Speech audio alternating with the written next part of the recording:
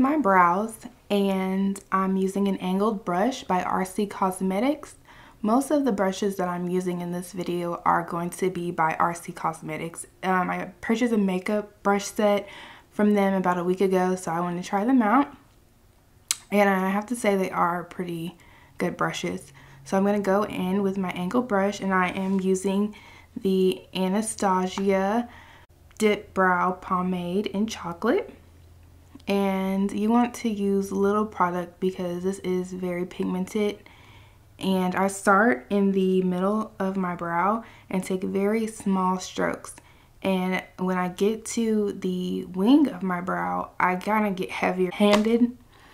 And I take that wing at the end of my brow far enough to where it's lined up. You don't want to take it too far down. So take very little strokes, and then when you get to the front of your brow, you want to move the product upwards. So just fan it up, as you can see. And then the outer part of my brow and the arch, I kind of get heavier with that. So again, just take very little strokes and build how you like. I like a very natural looking brow, so I don't really build too much. And then I do the same thing on the other brow. You just take little strokes and build where you need to, fill in where you need to, and push that product upward at the front of your brow so we can make that ombre effect. I'm going in with a concealer brush also by Cosmetics underneath my brow with a concealer by MAC. And this is the MAC Studio Finish Concealer in NW35. And I again start in the middle of the brow, underneath my brow, which is the brow bone. And I'm just highlighting that with a concealer. Cleaning up any of the products that I use to fill in my brows. So you're just cleaning that up and you're giving that a highlight underneath your brows, what that concealer is doing. Now you must blend that concealer very well. We don't want any harsh looking brows. We want them to look natural, so blend that concealer as well as you can. I'm using my finger, which is perfect. Fingers are great for makeup. So just blend, blend, blend that concealer. Great. So then I am going to color correct my skin because this is a full face look and I don't want any dark spots showing through the foundation. I want a complete flawless looking face. So I am taking my I'm taking the MAC Pro Conceal and Correct palette in medium deep and using the color Blunt Coral, which is the orange tone, and it covers up any dark spots that I have very well. And I'm just looking for all the problem areas that I have, and I'm concealing those. I'm using MAC Liquid Pro Longwear Foundation in NW43, and I'm using my e.l.f. powder brush to apply that. I love this brush. It gives me a flawless finish. And I just pat that on with the brush. I put like 2 pumps onto the brush, and as you can see, I pat it. I don't really move the product too much. You don't want to move the product a lot because then it'll mess up your color correcting, which you already did. And you want to blend. Make sure you blend it down to your neck. Make sure you blend it all around the sides of your face. You don't want any disconnect. You don't want any disconnect from your ear to your face or from your neck to your face. You don't want it to look like your face is floating.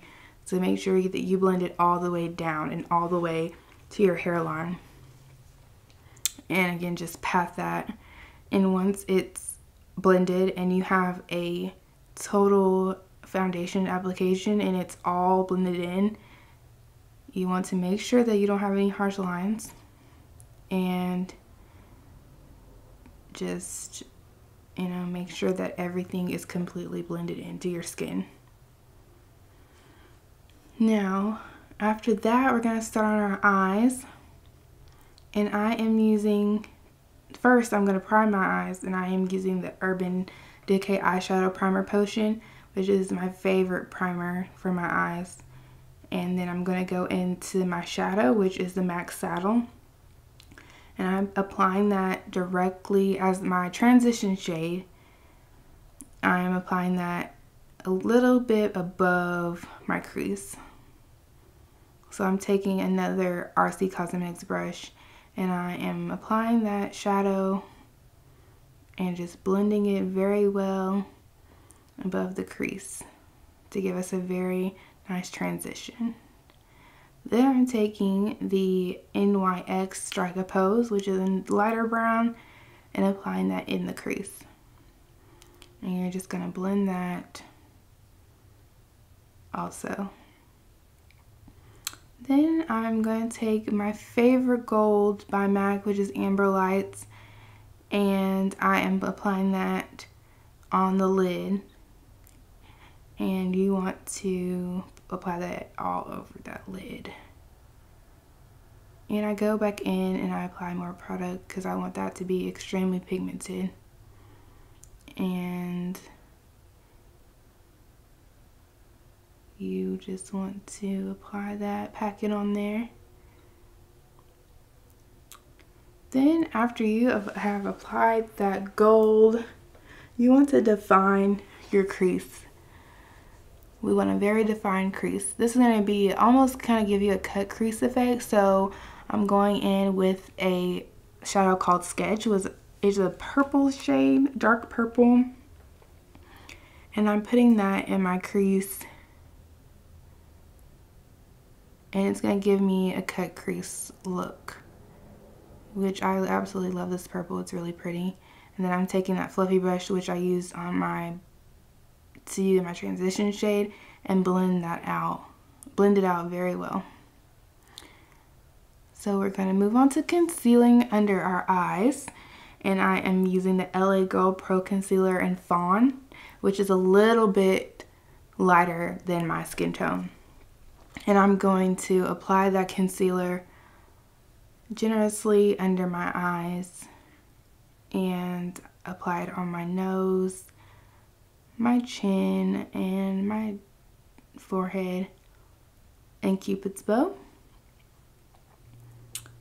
And you're just going to apply that like so.